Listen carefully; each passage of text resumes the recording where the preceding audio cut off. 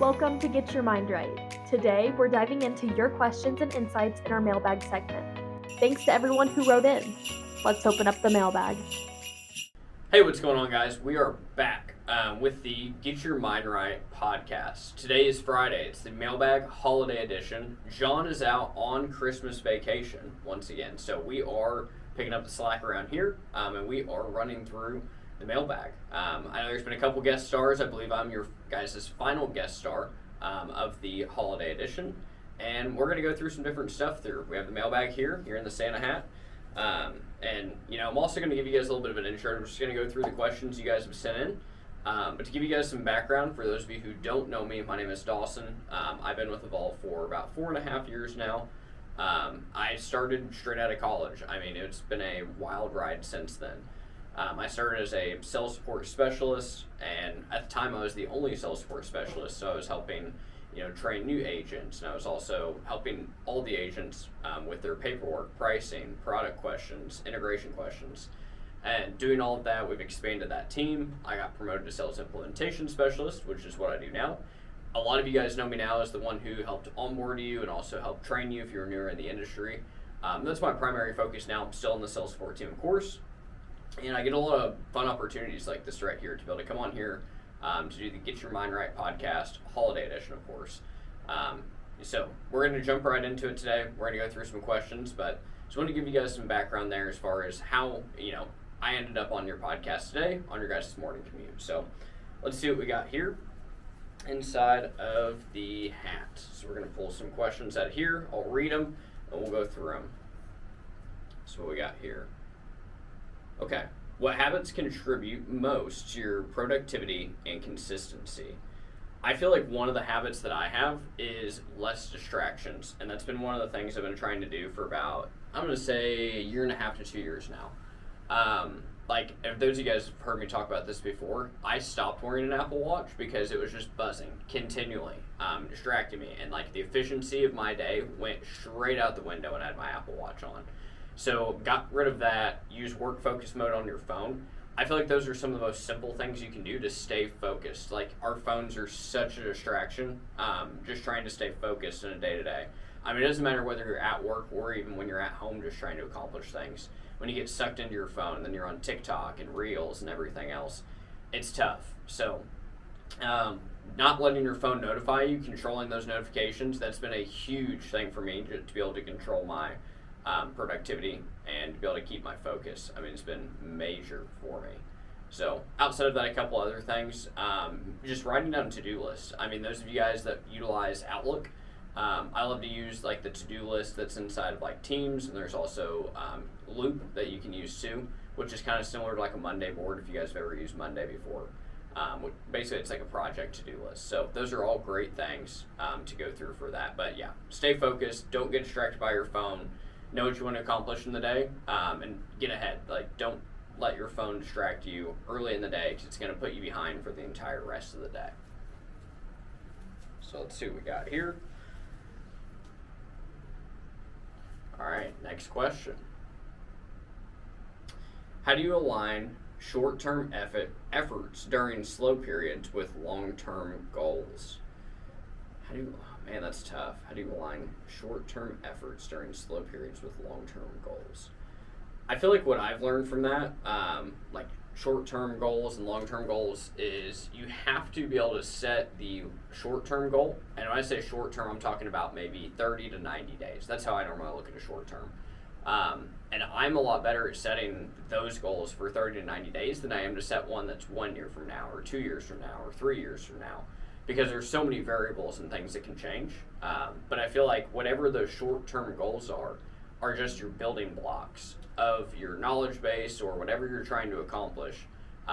Just go out there and say, hey, I want to be able to accomplish this. Maybe if you guys are wanting to get better at point of sale, and you say, hey, I want to get really knowledgeable at Clover, and you spend 30 to 60 days trying to become very knowledgeable, watching a lot of videos online, utilizing your resources for those, and just trying to figure out the ins and outs of how that system works, then that's going to be a huge building block for you, right? Because Clover works so well in that small to medium-sized market.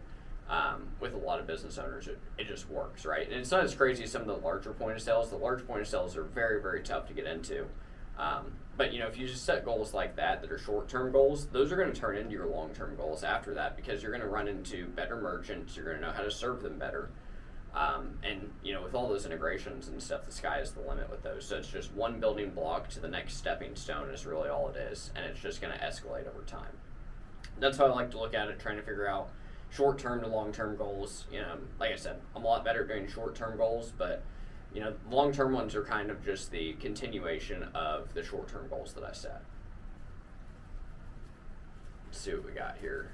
I think we have like 6 or 7 questions today inside the mailbag, aka the Santa hat. Okay, so it says, I'm seeing Evolve pushing digital flip-ins a lot. Why are these prevalent, and how does it affect my profitability? That is actually a great question, and I talk about that one daily. So one of the reasons we push this a lot, one, because it works. So the best way to think about it is, you guys came to our summit, you've come to all of our trainings, and if you hear about digital all the time, right? And you hear all these success stories, but people are like, I just don't know how to jump into it. I'm not that good at it, right? Like, I'm just really good at processing. I'm not good at the digital side. I understand, they want to pop up higher on Google, but I just don't understand how to talk about it. I don't understand the nuances of, digital. And I'm like, great, you're a perfect candidate to use the flip-in program. And they say, well, how does that work? And I'm like, well, you're going to send it into us. And I'm like, here's the important part of it. You keep the processing deal the same as you do today. The processing deal is yours. We don't want to touch the processing deal. Just have it written with us, and then flip over for the digital. And then we can start talking about the website, and then the SEO, and then the Google ads, and everything else. So that's really all it is. It's going to increase your profitability over time. So it is a lesser split than if you sell digital on your own, because you're not the one doing the legwork, but it's still better than zero, right? Where you're not getting that same opportunity, or that merchant's not getting the same amount of calls. And every time you pair a merchant with digital, you just got yourself paid more on the processing side as well, because processing continues to always go up as they get more people in the door. And they just continue to have more sales time and time and time again. So that's a great program. There's a couple different things I see with that program too. Is some people tell me, hey, I'm going to use digital flip-ins. I love that idea, and I'm going to use that as a way to be able to learn digital. And great. And there's some people that have done that. And there's also some that say, hey, I really want to learn digital. I don't know if it's really for me. And they come back after about 3 to 5 flip-ins and they say, yeah, you guys do a really good job with that. I'm going to let you guys continue to handle that. I really like the way this is working. And that's what's been most common for a lot of people that are out there in the field today. If you've been in the merchant industry or in payments industry for 15, 20 years, and you're on the verge of, I would like to know more about digital, I just don't know where to start, I don't even know where to talk to my merchants about it, the flip-in program is a beautiful thing, and that's what it's here for you guys, what I call just the payments only people. It's a beautiful, beautiful program. So, and it works. And one of the important things too, I do get asked that I always like to add to is like, hey, what if there's an opportunity where it's like, hey, it's supposed to be an informational website, now it needs to be e-commerce, is the whoever's doing my digital flip-in, are they going to try to write the e-commerce account? No, they're going to send it back to you. You still get your processing account. And that's the important thing of it, is we just have to be able to, basically commingle on that situation and know that, hey, that's going to be your processing deal, and it's ran as a digital flip-in. And at the end of the day, we're all better off to run it like that too. And we've been doing that for about 1.5 years or so now, maybe 2 years now. And flip-ins have had a lot of success. So let's see what we got here. Deep into the Santa hat. A few questions left. Taking one right out of the bottom. All right.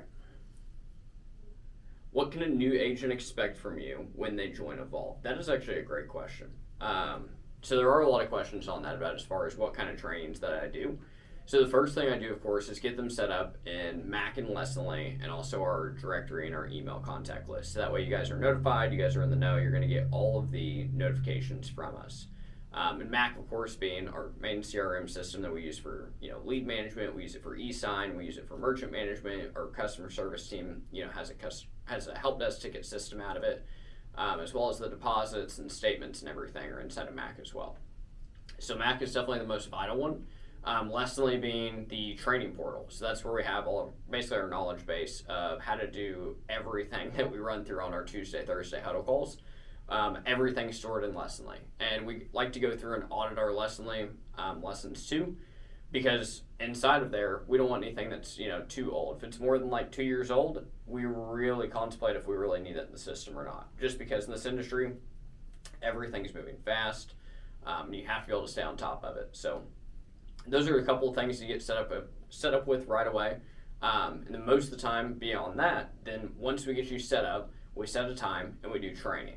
So most commonly within that training, what a lot of people like to see, most of the reps we work with that are new to us are now experienced in the industry.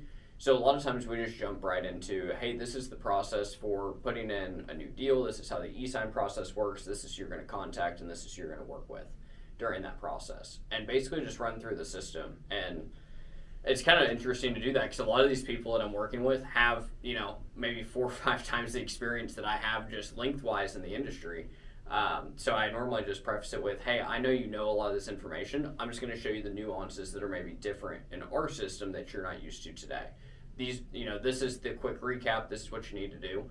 And I tell people either run a test lead through it, or make sure you send in your first deal by the end of the week. So that way everything's going to stick with you. And the ones that do that, their retention rate and like everything, it goes way up because they understand the process. They know exactly what's going to happen. And then continue to work with me through that first deal and the first couple deals just to make sure you're getting in contact with the right people, and to make sure that, everything's going to go smoothly. And I'll also introduce you to everybody else, right? You have deployment, you have customer service, you have the risk team. I hope I don't have to get you on the phone with the risk team, but it never fails that people love to bring a first deal to me that, it might be a little bit on the riskier side, and that's okay. As long as it's something we can get approved and it's nothing crazy, we can run it through there. And it's not a big deal, but understanding just who you're going to work with. Everybody we work with here involves here in our main office here in Indiana, which I love, that we're not going to transfer you across the country or across the globe. So those are a couple things you guys will see from me, as well as I'm a point of reference with you. I'm still on the sales support phone, so if you guys have questions, you're still going to get a hold of me a little bit, even just when you call into option 3 and talk to sales support, but mostly get you set up with your logins, and get you trained up as far as what the process is to send in new deals, and I'm here as a point of contact for you. So those are all the main things that I do, or what you guys should expect from me as you get started with us as a new rep here at Evolve. That was a great question. All right, feels like we have 2 left, I believe. Let's pick one of these. See what we got.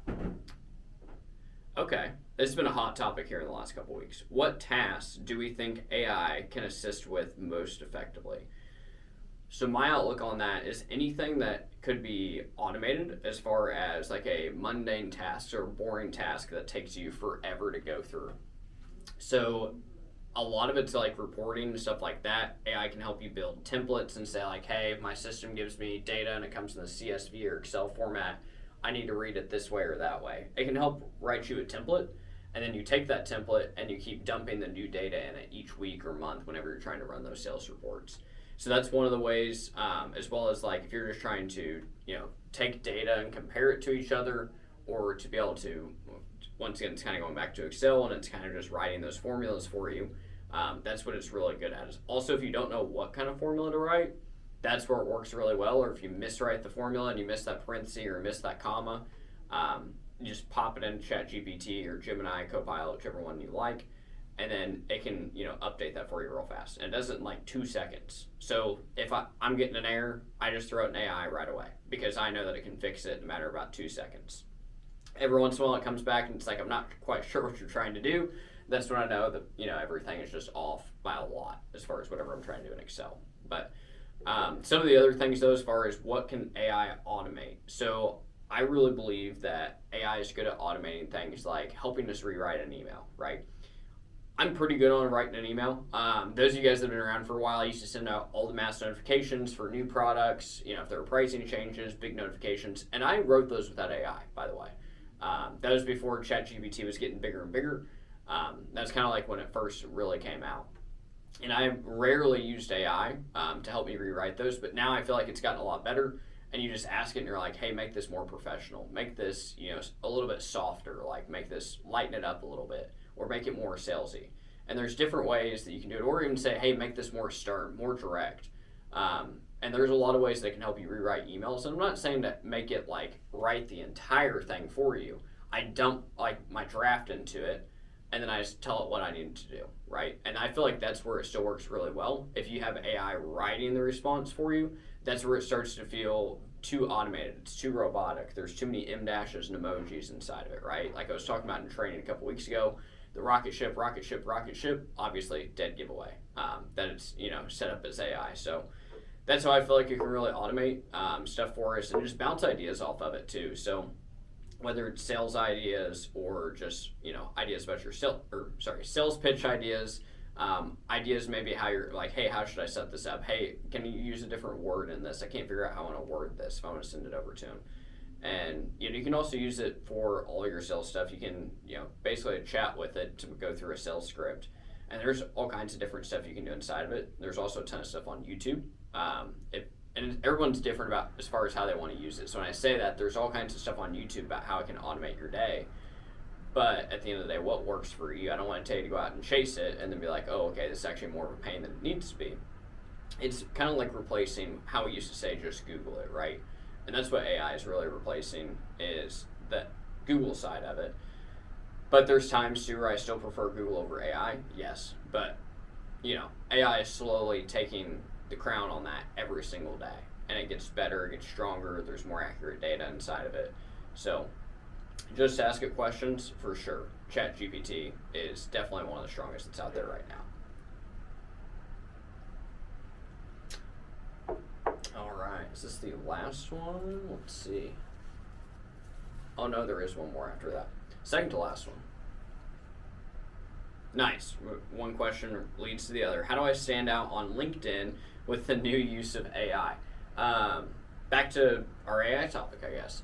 So when we think about it, you guys see a lot of them on LinkedIn. I also see a ton on like Facebook, even for business posts and for personal posts. Once you figure out how AI likes to write things, it's hard to unsee an AI post. So it's the way it's written. When I use 1,000 words to talk about 3, that's whenever you really see okay, they're using AI to make that longer, but there is no personal touch or anything to it. And there's a ton of that out there today. For those of you guys that went to my Tuesday, Thursday huddle call a couple weeks ago on AI, when I talked about how it's shaping our future and how it's shaping our industry, but just everyone's life and really reality of just how everything looks right now, is you have your personal posts, and then you have your AI posts. What I mean by that is you have the ones that have a personal touch, and then you have the ones that were 100% automated and written by AI. And there's some people, in smaller businesses, whenever they first start out, will use ChatGPT as a way to have social media marketing, because otherwise they will have none. But if you guys are trying to make an impact, you're trying to create your own brand as far as you are a professional in the merchant services and digital marketing industries, is you just have to have a personal touch to it. Some of my favorite ones right now, of reps we work with specifically, is they post pictures with the merchant, even if it's just a picture of the terminal or point of sale system. Maybe it's a picture of the storefront or a selfie of them getting it set up. And then there's a post that's personable, talks about real things that happen, real stories, and it's authentic. That's what makes an impact, especially on LinkedIn. People like to read a good story, and I also like the authenticity out of it. Now, do some of those have AI to help them write it? Most likely. But it's one of those where I say most likely because I can't tell 100% if it's written by AI. I think it is, maybe, but I know it's a real story because I talked to that rep too. And then they tell a real story, and then there's actually an ending to the story. And if you guys haven't noticed, AI is not real good about wrapping those things up, right? It just lists data, and it doesn't necessarily tell you a story and have a good hook and to be able to close out the story too and make it heartfelt. That's what makes an impact right now on AI. Also, you've seen on the Evolve post specifically, Allison and Kendall have made a new kick as far as non-AI generated posts, and this has all kind of happened at the same time. We've talked about this a lot, that we do these videos, right, about what makes Evolve great, because if you just post a little graphic, and whether you made it in Canva or you had AI do it, and you have AI write it, no one's going to read that. I mean, it seems obvious. Everything's starting to look the same when you get on LinkedIn. That's the thing, is you have to be able to stand out, post something, a picture, make it personal. Okay, AI can help you write it, but you don't want to just let AI do it blindly. You want to still put a personal touch in it.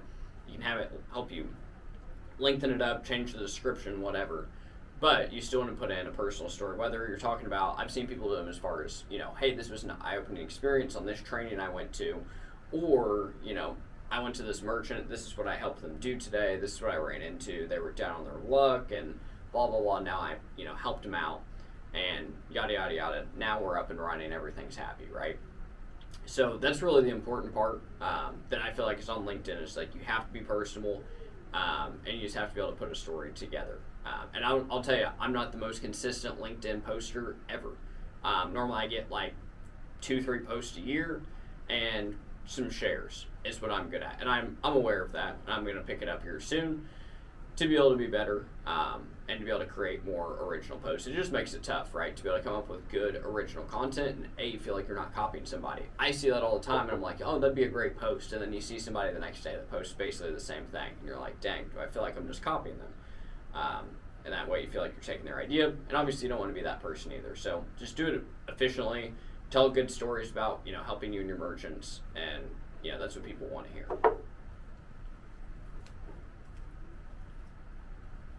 All right, last question, down at the bottom of the Santa hat. This actually is a great question. What skills are important to develop for long-term success? That is a broad question. So, couple things. I'm going to talk about what I see as far as like the reps that have long-term success and what makes them successful. So, a couple of things they all have is a lot of perseverance, so they can push through anything. Nothing will ever get them down. It's short-term pain for long-term gain is what a lot of them would say too. And nothing's going to faze them. It's just, oh, that's a minor inconvenience. We're going to get over that. This is what we're going to do. We're going to call this person. We're going to figure this out. That's their mentality on everything, right? They're always going to win because they have the winning mentality. You have to be optimistic about it. And, because this industry is not easy, right? You're going to go through a lot of merchants. When you first get started, it's going to seem impossible because there's so many nuances. There's so much information. Oh, that only happens in this situation, on Tuesdays after 8 on this specific merchant. You're like, that doesn't make sense, right? And it's like, oh, everybody knows that. And it's just stuff that you learn over time. That's the hard part, and don't get discouraged by it, is it takes time at like a couple months minimum to just be semi-knowledgeable in the industry. And once you get there and you start becoming knowledgeable, that's where it starts to get fun. And that's when you have to double down and make sure that you're going to be successful. So, couple other things that I see. One, embrace the technology that's around you. Whether that is the product technology or it is the e-sign technology, paper apps are pretty well out the window. I mean, we still accept them, of course, and we have some reps that do it, but there's also a telltale sign and how well these the reps work with the merchants, and then how well they adapt to new changes and new products. I really like utilizing the e-sign section. So that's one thing, is embrace the technology. Also, when you see a new product come out, are you on the forefront of that, or are you on the back end of that as far as new adoption, right? And I feel like generally you want to be in the first half of that, as far as like you don't always want to be the first person, but you want to be thinking about it, trying to find a way to use that. So that way you can see, does that product work for me? So that's pretty well the second thing. First one being make sure that you have the winning mentality on it. Make sure you're going to be optimistic, and you have to tell yourself it's going to work out. This is what we have to do. You can't dwell in the past. That's the first one. Second item being pretty much you just have to have adoption to new technology. Those are two large things that I see in the industry today that make people greatly successful.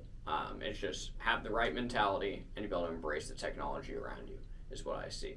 So I believe that is it. One more check here. Nope, that's just the tag on the side of the back.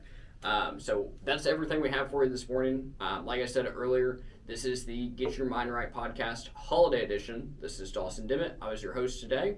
If you guys have any questions, most of you that listen to this podcast know how to get a hold of me. We look forward to seeing you guys in January at the Evolve Sales Summit.